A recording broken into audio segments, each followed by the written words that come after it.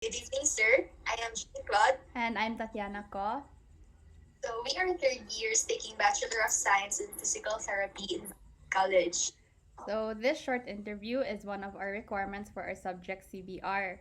And we would like to know more about a physical therapist working in the community setting and how you can provide us with more insights on how we, as future physical therapists, can also help our community as well. So before we begin this short interview, may you please introduce yourself, sir? Hi, good evening, everyone. So, my name is Joshua Quadra, and I am a physical therapist too, connected under the Department of Health CHT Caraga. So, as a physical therapist deployed in the Agusan del Norte province, we provide rehabilitative services in the community, no, especially to the far-flung areas or those community who have no access to clinical services which are readily available in the Okay. Okay, so good evening, Sir Joshua. Thank you so much for taking your time off your busy schedule to meet with us today. So we'll move on now to the question. So for our first question, sir, how do you define community-based rehabilitation?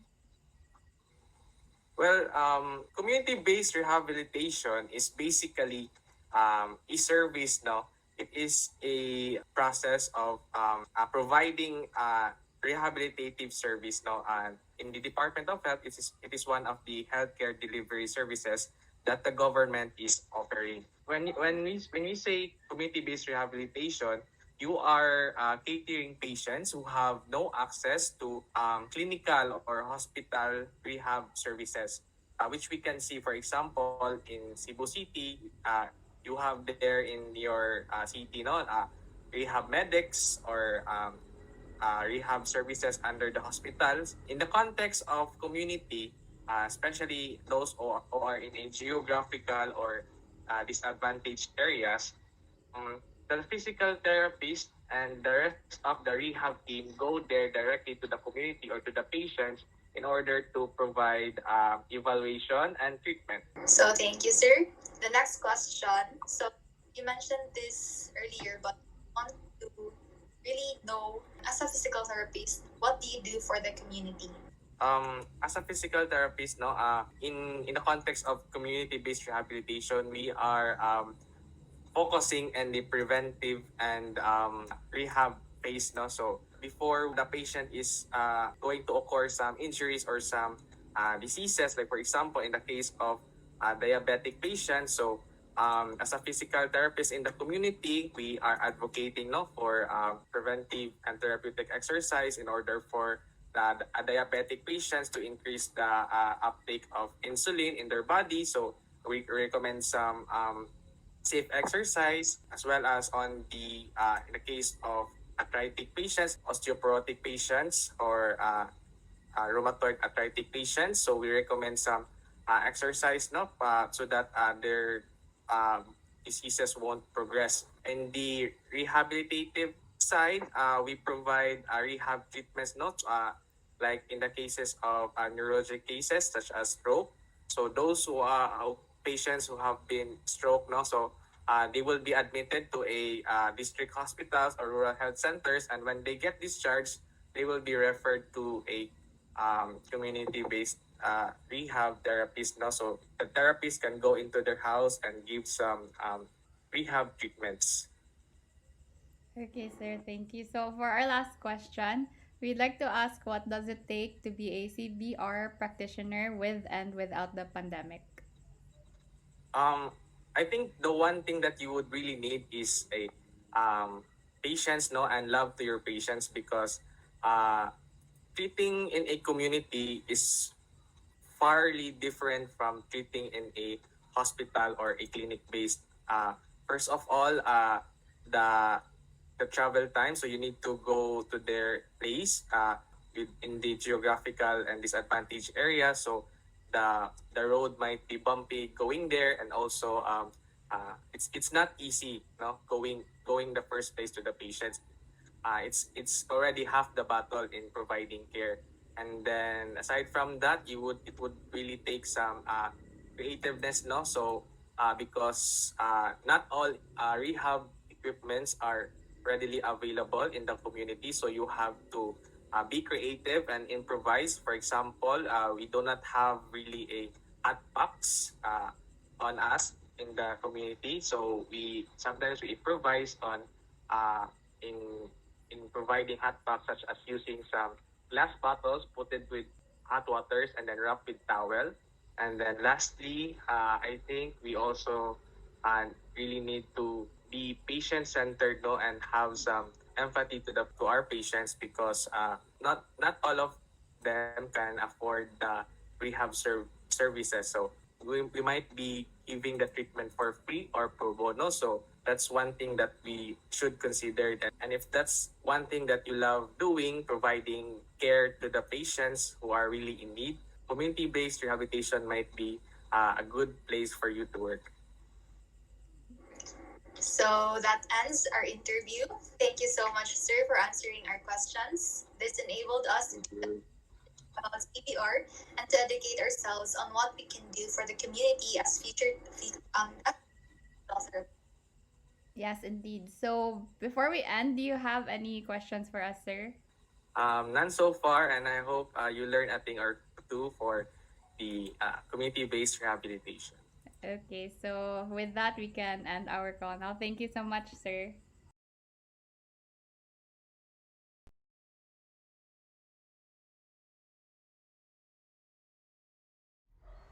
So good afternoon, ma'am. I am Jean Claude. And I'm Tatiana Ko. So we are third years taking Bachelor of Science in Physical Therapy in Balance College. So this short interview is one of our requirements for our subject CBR, and we would like to know more about your organization and how your organization helps with the community. And this interview is also one way to help us gain more knowledge on how we as future physical therapists can help our community as well. So, but before we begin our short interview, may you please introduce yourself?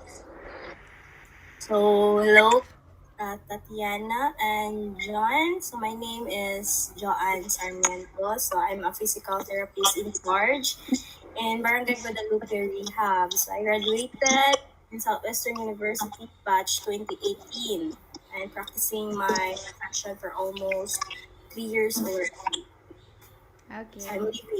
I'm living currently in Cebu City right now. Okay. Good. Good afternoon, Ma'am Joanne. Thank you so much for taking your time off your busy schedule to meet with us today. So, Mhm. we will start with our first question. Can you please tell us about your organization? Barangay Guadalupe Rehabilitation Center started when the barangay captain planned to have a free rehabilitation to all Cebuanos. Program mo gud ni siya before niya during the last city election when he ran for city councilor. And naa siya free rehab in all Cebu City. But sadly, napildi man siya ato na election. So I thought dili man ni siya ma-start na rehab. Okay? Napildi man siya that time. But thankfully, he contacted me and offered me this kind of opportunity na pwede ba daw ako mo-run sa iyahang rehab considering na it started from 0% good. So when I asked him what his purpose, so he just stated na he want to help Guadalupe residents to avail rehab daw in a free of service. So ipa-free niya.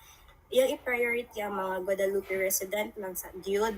Okay. To think I am the only PT pa man at that time, then di na ko ma-accommodate tanan person or people na need of rehab. So, mana siya started. So, he just ran the Guadalupe rehab dili siya ganahan ba na murag ma-think sa mga people na murag utubra siya sa storya gani pag during siyang election na mo build siya free rehab. Kay the barangay captain in Guada also a PT before but second year siya kutob. So naa siya a little background sa field, that's why naa siya interest kay he realized man kay iyang mother is a diabetic person man and nag-need mag-rehab iyang mama and also iyang papa is also a CKD and also advises ma sila na need to rehab iyang parents. Yeah. He realizes during private rehab, mahal siya kun ang private rehab. Then, ato mga pobre na ilang ibayad sa private rehab, instead of rehab sila, ilan lang kuno ibay og medicine, food every day. Kaya ang private rehab is minimum payment, I think 600 kung wala pa yung mga modalities added. So if may mga modalities added, more or less 2K or 3K per session. Then not considering one session, okay na ilang patient. So, mana ang thinking sa barangay captain and the council sa barangay Guadalupe. That's why na-build jud ang CBR sa rehab. Sira. Yes. Okay. So much, ma'am. So next question. So what's your organization's vision and mission? Basahon ako to, miss. Okay, Rosad. No, to diri, it's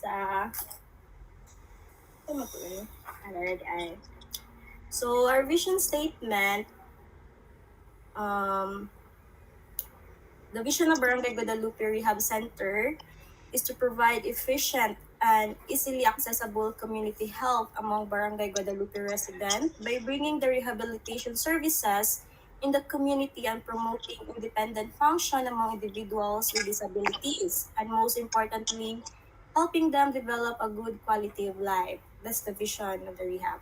Then for the mission statement now is Barangay Guadalupe Rehab Center is a community-based rehab center that aims to provide free of charges in physical and occupational rehab services among Barangay Guadalupe residents. So as of now, we have PT and OT session in all those patients in need of rehab. Before we have SLP, pero exec naman ang SLP in charge. Then, why di puli pa niya ba as of now? So, ang two service, ana mo. But before we have SLP. Then, we prioritize resident in Barangay Guadalupe, but we cater outside Barangay Guadalupe. So, considering put girls na kanang makaarha or maka-attain sila sa given schedule. Kay lahara mo yung gasto when availing the rehab center sa Guada is completely ramang yun. Kay there's no charges or hidden charges at all.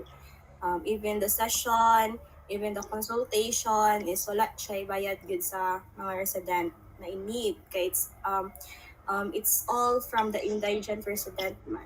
Then also, we don't ask any proof if dato or pobre ba ang mga patients. So, dawat lang minadawat as long as masud sa scheduling ug makaya sa manpower. So, that's all. Then, we will promote highest level of function among clients through good quality service. So, the question is, how can I promote good quality service to the client considering na CBR, then wala yun kayo or incomplete gid ang mga equipment. So, to tell you honestly, only TENS and HMP ra gid ako ang physical agent and electromodalities. Other than that is wala. So, I just focus on therapeutic exercise lang yun sa mga patients. Then, be innovative kind sa mga exercise. Like, if I don't have TheraBand, so mag-improvise lang ko on what I think effective po sa patient. Kay I don't really have that complete good equipments sa rehab.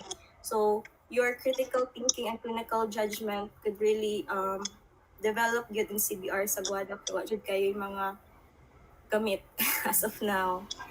Then, enhance the quality of life among family members by promoting independent function of patient in all activities of daily living.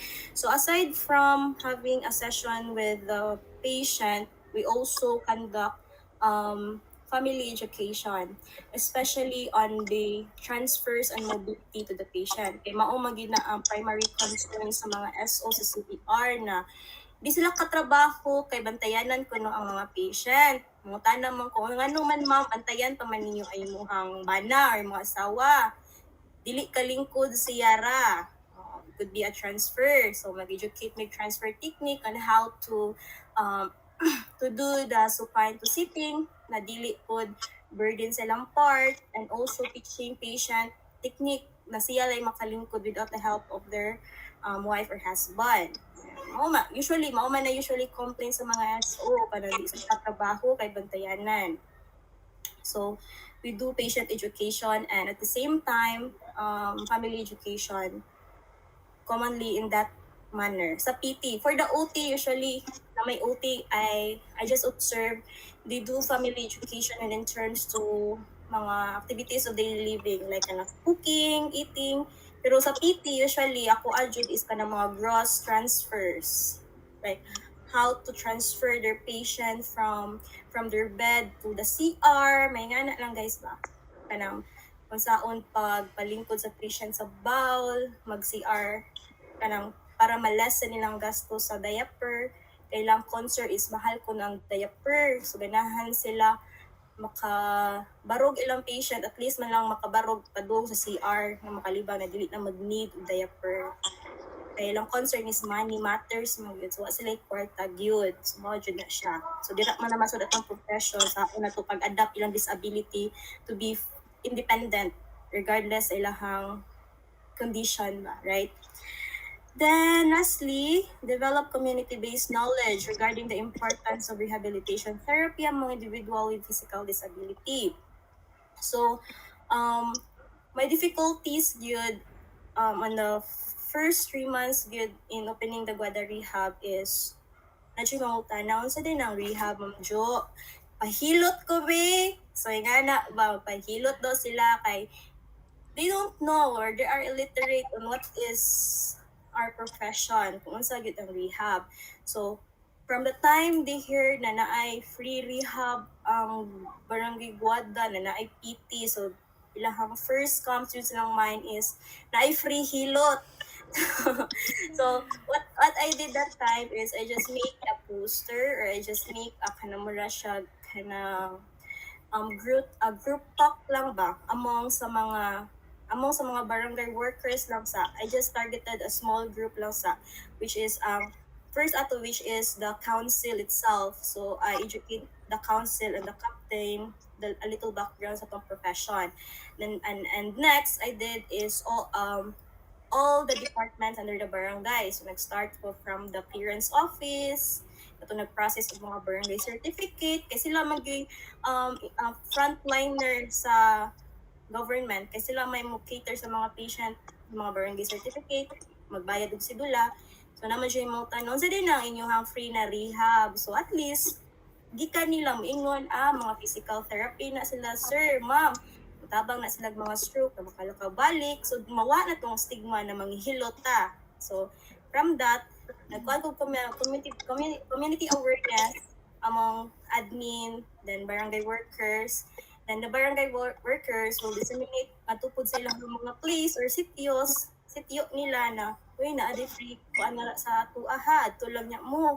Or at the same time, kung na sila masugatan ng mga na-stroke or mga balik, ngayon mapod na sila natay libreng rehab na to at lang pangitaan lang si Ma'am Joanne, so nga na siya. So by that small strategy, mawa na galing stigma sa rehab or PT na manghihilot. So get the point. So nga na siya. Mo na ako ang mission statement by building this rehab yun sa Guada. So I think that's it. The mission vision. Okay. Thank you so much, ma'am. So for our third question, we'd like to ask who are the people behind your org or the board members? The organizational chart. So I started with the barangay captain. Kay Barangay Guadalupe Rehab started mangyud sa yahag yung idea. The barangay captain, then down to the health chairperson, which is a barangay councilor. Kay taga-council sa barangay na may assign for health, may assign for infrastructure. So from barangay captain down to health chairperson. Okay? After sa health chairperson, dira na akong physiatrist. Okay? The physiatrist is ang mga in charge sa rehab, which is a PT o OT in charge. Then, sa in charge, dira na mo sud ang mga volunteers, mga licensed volunteers. Then, licensed volunteers at the same time, mga school organization or mga school na mga affiliate sa rehab. Then, after the school's affiliate rehab, mo branch out ni Ana into clinical instructors and at the same time, interns. So, mara na mong org. Okay. Can we ask for the name na lang also, ma'am? Ay, wait na lang. Ang barangay captain nato is si Honorable Michael M. Gakasan. Okay, then atong health chairperson kay si Apple Ross Enriquez, which is sister sa kapitan. Okay, siya may first counselor. So, siya po health chairperson. And atong physiatrist is si Dr. Lohendren Villadorable. Okay, I'm also a faculty man po sa Southway. That's why siya ang physiatrist. Or ako na siya gi-contact with the physiatrist. But Dr. Lohendren Villadorable, wala siya professional na. Iyara po ng community service. Okay? Then after that, ang mga in charge sa rehab. Ako sa PT, then si Miss Michelle Montero sa OT. Also a employed OT pod siya sa Chongwa. Okay? Then, so far, ang school ni affiliate right now sa rehab is ang Southwestern University. Yan ay mga different clinical instructors, both PT and OT, then mga interns. Okay. That's it.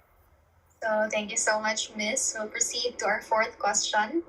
You mentioned this earlier, but we want to clarify lang, what are those programs and services you offer to the community?